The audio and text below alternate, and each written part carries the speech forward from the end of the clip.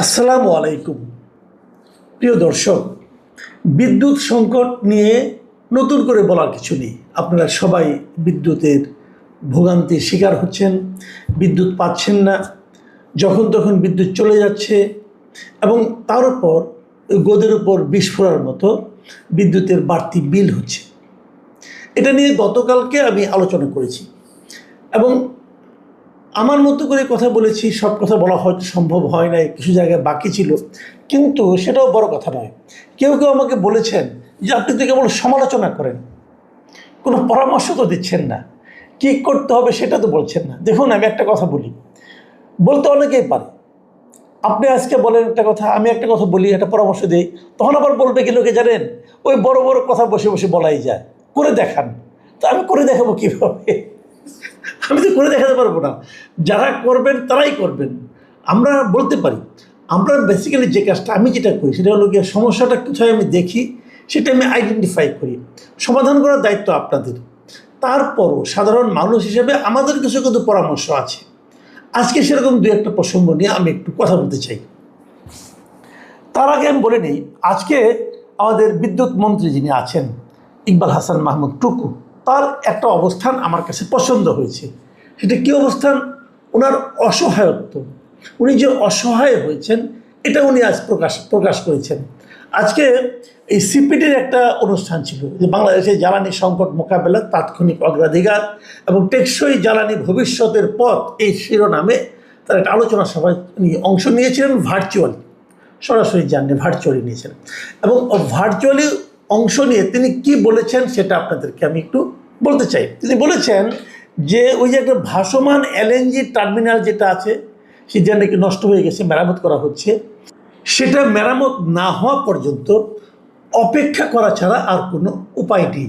এটা ওনার সরাসরি আত্মসমর্পণ, যে আমার ভাই কিছু করার নাই, ওটা মেরামত করতে হবে, সে পর্যন্ত আমাকে অপেক্ষা করতে হবে। আরেকটা কথা বলেছেন, আর এ পর্যন্ত কী করতে হবে? আপাতত লোডশেডিং ব্যবস্থাপনা করতে হবে। মানে আমার যে বিদ্যুৎ কম আছে, প্রায় 3000 মেগাওয়াট বিদ্যুৎ আসলে প্রতিদিন ঘাটতি হচ্ছে। এটা হিউজ একটা অ্যামাউন্ট। এই 3000 মেগাওয়াট বিদ্যুতের ঘাটতি যেটা আছে, সেই ঘাটতিটাকে আমাকে ম্যানেজ করতে হবে, ম্যানেজমেন্ট করতে হবে।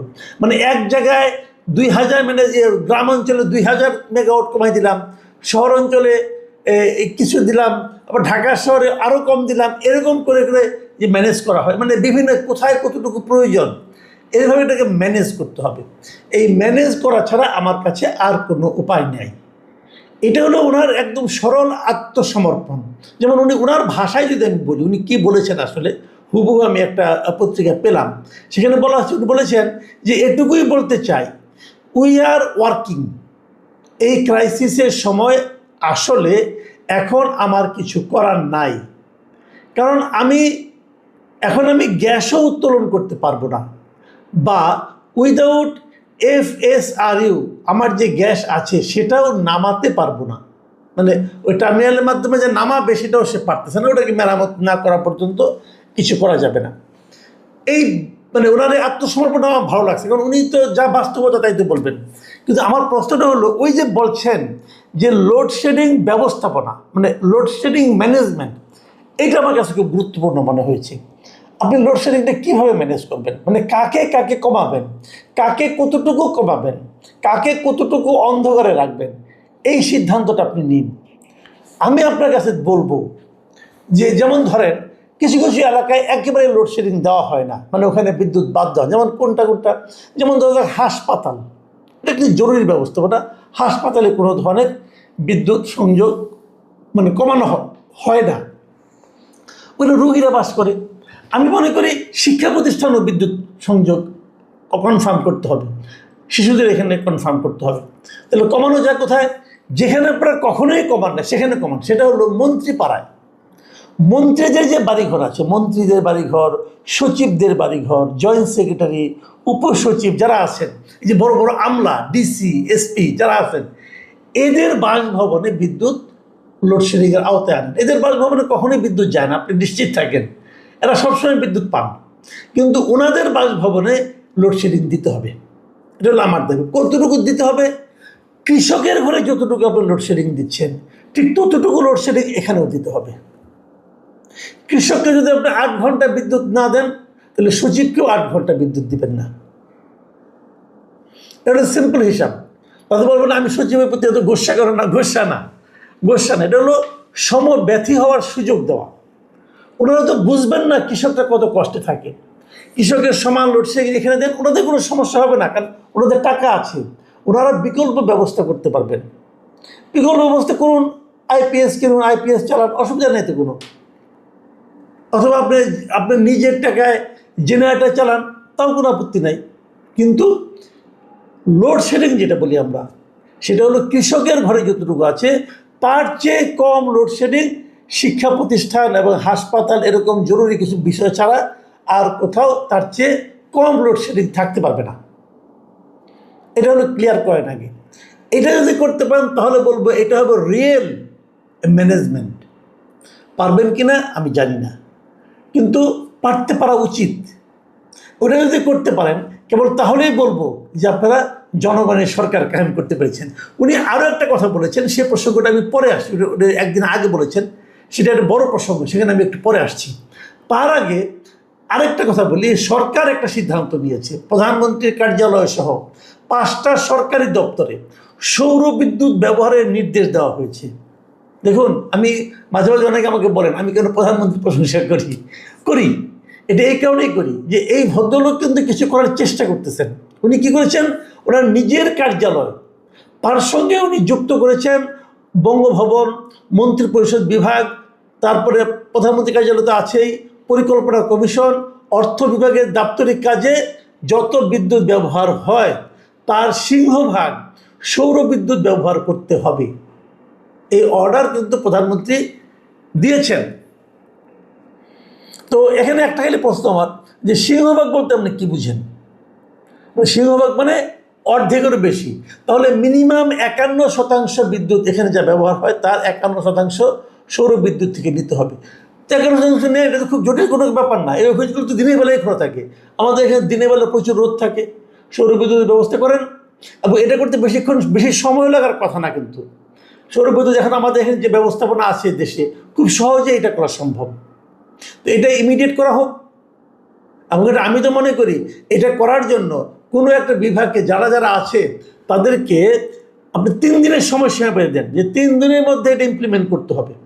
এবং যে না করতে পারবে দায়িত্ববান ব্যক্তিকে জরিমানা সহ মানে একটা শাস্তি সহ বদলি করে দেন, ডিক্লেয়ার করেন। দেখেন 3 দিনের মধ্যে অনেকটা হয়ে যাবে। কারণ এখানেই না, এই সঙ্গে আপনারা বলুন যে প্রত্যেকটা জেলা প্রশাসক সহ উপজেলা নির্বাহী কর্মকর্তা এবং এখানে যত সরকারি অফিস আছে, সরকারি অফিসগুলোর উপর অনেক জায়গা আছে, ওখানে সৌর প্যানেল ইজিলি সেট আপ করা যাবে।